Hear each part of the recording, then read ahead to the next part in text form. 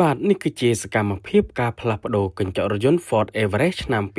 2025បាទសូមគោរពជម្រាបសួរពុកម៉ែបងប្អូនទាំងអស់គ្នាបាទបើសិនជាពុកម៉ែបងប្អូនចង់បានកញ្ចក់រថយន្តដែលមានគុណភាពល្អនិងជាងដែលមានជំនាញច្បាស់លាស់ផ្នែកកញ្ចក់រថយន្តដែលក៏មានបទពិសោធន៍យូរឆ្នាំខាងផ្លាស់ប្ដូរសូមកុំភ្លេចខាងកុសលសុខមានបាទខាងយើងខ្ញុំក៏មានលក់កញ្ចក់រថយន្តគ្រប់ម៉ាកគ្រប់ស៊េរីហើយក៏មានសេវាកម្មទៅផ្លាស់ប្ដូរកញ្ចក់រថយន្តជូនពុកម៉ែបងប្អូនដល់ទីតាំងផងដែរបាទ ហើយបើសិនជាពុកម៉ែបងប្អូនមានបញ្ហាដូចជាកញ្ចក់រថយន្តជ្រាបទឹកចង់កោះបិទបដូរស៊ុំ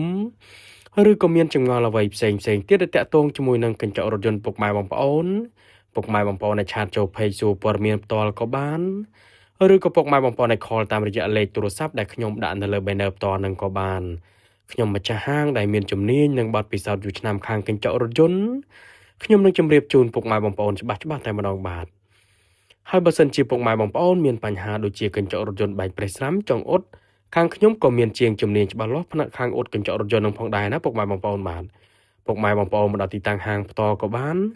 ឬក៏ពុកម៉ែបងប្អូនអត់មានពេលទេឲ្យជាងទៅអ៊ុតកញ្ចក់រថយន្តឬក៏ទៅផ្លាស់ប្ដូរកញ្ចក់រថយន្តនឹងជូនពុកម៉ែបងប្អូនដល់ទីតាំងក៏បានបាទខាងយើងខ្ញុំនឹងគឺមានសេវាកម្មដល់ទីកន្លែងផងដែរពុកម៉ែបងប្អូនបាន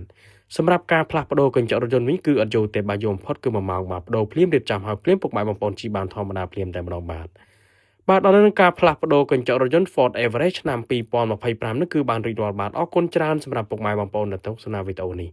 ចុងក្រោយសូមអរគុណគ្រប់ជម្រាបលា